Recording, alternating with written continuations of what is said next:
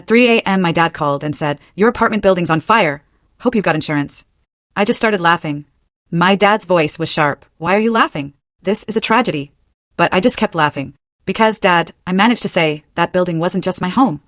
I'm Audrey, 32, and for the last 5 years, I'd been pouring my soul into making it as an artist in New York City. So when my phone rang at 3 a.m. with Dad on the other end, telling me my apartment building was engulfed in flames, I certainly didn't expect to laugh. What shocked him more than the fire itself was my response, a full, almost hysterical laughter that left him utterly baffled. How could I laugh at losing everything?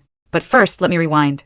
Before that devastating call, before I found myself laughing at what should have been a tragedy, my story began in Oak Ridge, a small Midwestern town where everyone knew everyone, and big dreams felt out of place, like skyscrapers on Main Street.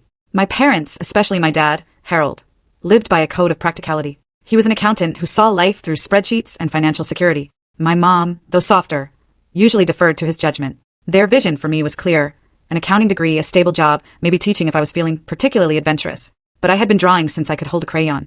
Mrs. Lee, my high school art teacher, was the first person who ever told me I had real talent. While my father rolled his eyes at the stacks of art school brochures on my desk, she helped me assemble a portfolio. When I got accepted to an art program in New York with a partial scholarship, the battle at home began.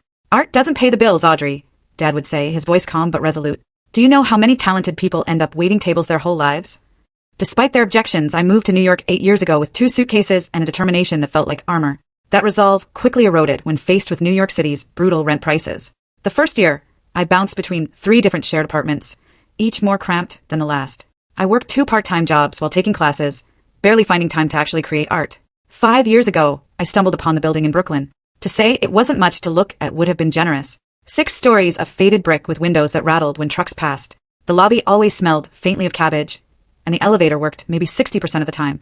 But the rent was surprisingly affordable for a 1-bedroom, and the bedroom had this amazing northern light, perfect for painting. The building owner, Mr. Vasquez, was an elderly man who rarely fixed anything, but also rarely raised the rent. He'd owned the building for 40 years, operating more on handshake agreements than formal leases. My neighbors were a diverse group who had mostly lived there for years. There was Vanessa, a nurse who worked night shifts and would bring me soup when I was sick. Walter, a retired high school teacher who played jazz records too loud on Sunday mornings. But no one complained because his taste was impeccable. The Patel family on the first floor ran a small grocery store 2 blocks away and would save the best produce for regular tenants. Every time I called my parents, Dad would ask, "Have you gotten renter's insurance yet?" And every time, I would promise to look into it next week.